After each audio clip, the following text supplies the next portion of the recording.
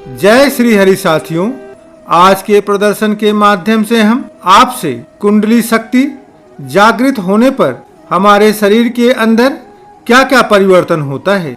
ये शक्तियाँ जो हमारे शरीर में पहले से विद्यमान रहती हैं, परंतु वह सुप्ता अवस्था में होती हैं, और जब हम अपने शरीर की सातों कुंडलियों को जागृत कर लेते हैं तो क्या क्या शक्ति एक इंसान को प्राप्त हो जाती हैं, इसके बारे में समझेंगे।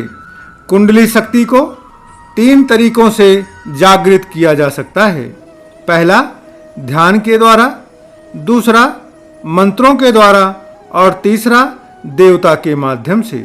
जिस किसी भी व्यक्ति की कुंडली जागृत हो जाती है वह देवतुल्य हो जाता है। उसके अंदर दैवीय शक्ति उत्पन्न या प्रकट हो जाती है।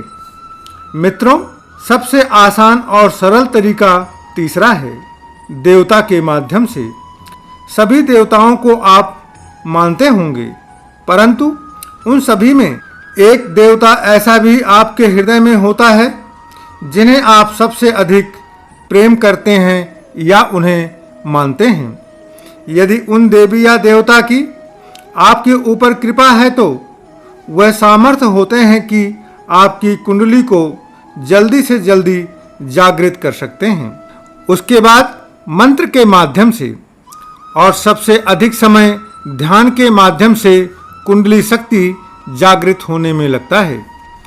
कुंडली शक्ति जब किसी की जागृत होती है तो आप यह नहीं कह सकते कि पूर्ण रूप से कुंडली शक्ति जागृत हो गई है।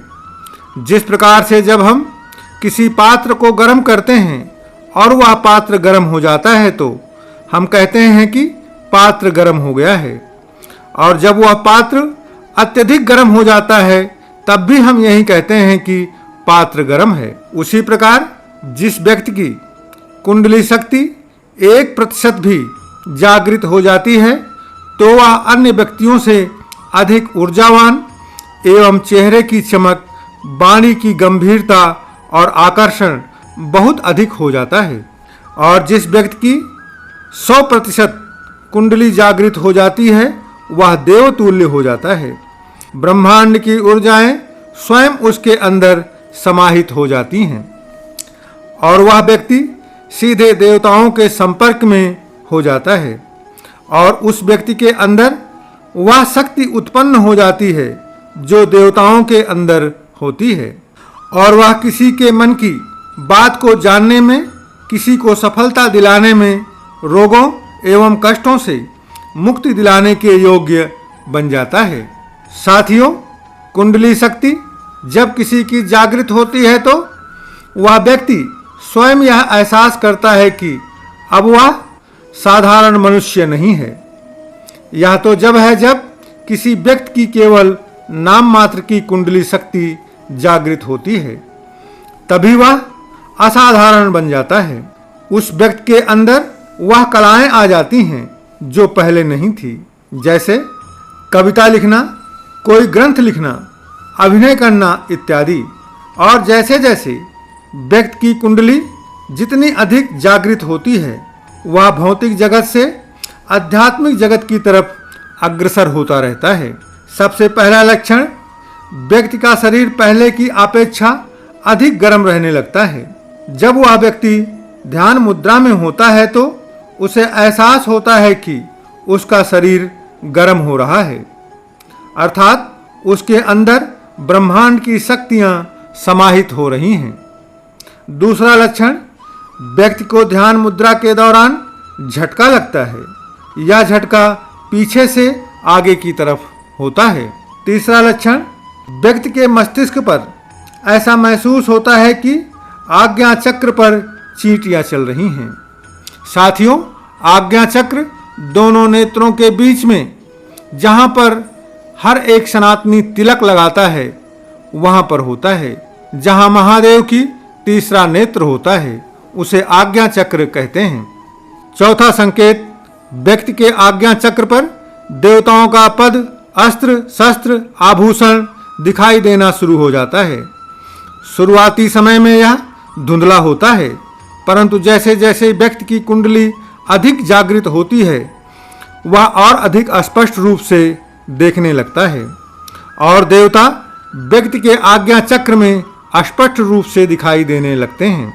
5वां लक्षण, कमर के ऊपर ध्यान मुद्रा के दौरान ऐसा महसूस होता है कि सर्प की तरह कुछ चल रहा है। 6वां लक्षण, व्यक्ति का शरीर कुछ समय के लिए शून्य हो जाता है, उसे कुछ भी पता नहीं लगता है।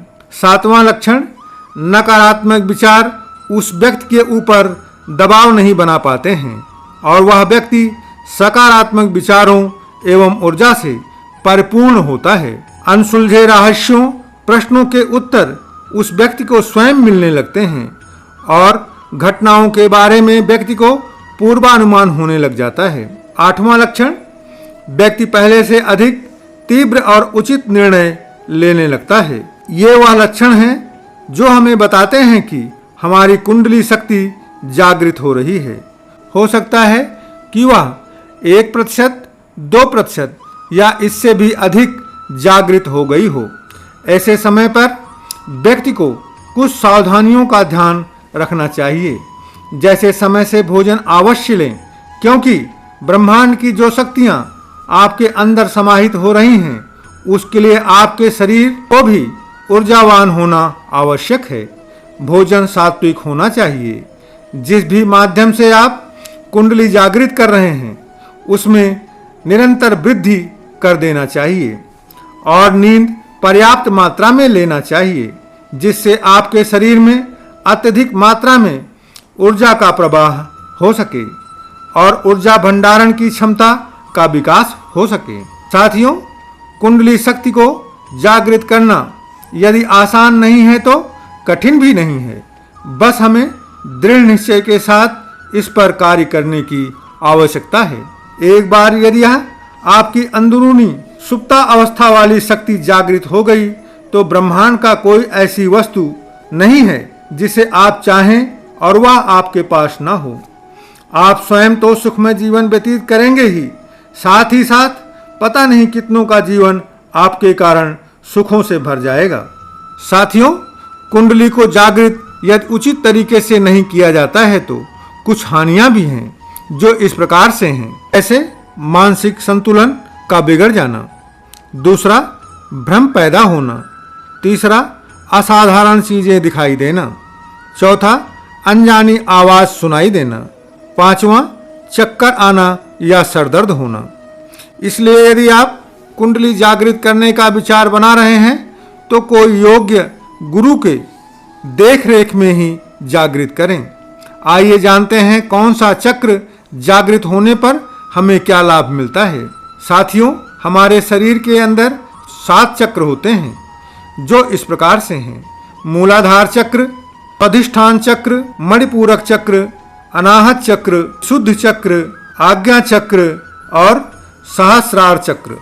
पहला चक्र जागृत होने पर हमारी मूल जरूरतें पूरी होने लगती हैं। दूसरा चक्र जागृत होने पर हमारे अंदर रचनात्मकता की शक्ति मिल जाती है। तीसरा चक्र जागृत होने पर आत्मविश्वास बढ़ जाता है।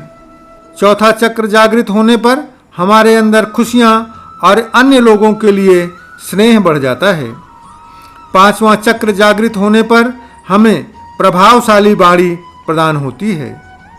छठा चक्र जागृत होने पर हमें ब्रह्मांड की शक्तियां मिलना शुरू हो जाती हैं।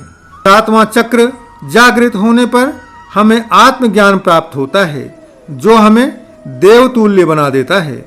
साथियों, आशा है कि यह प्रस्तुति आपको पसंद आई होगी। आप अपनी राय को कमेंट अवश्य करिएगा और यदि आप चैनल पर नए हैं तो कृपया चैनल को सब्सक्राइब करके परब्रह्म भक्ति सागर परिवार का सदस्य बनकर मुझे अनुग्रहित करें। प्रेम से बोलो जय श्री हरि।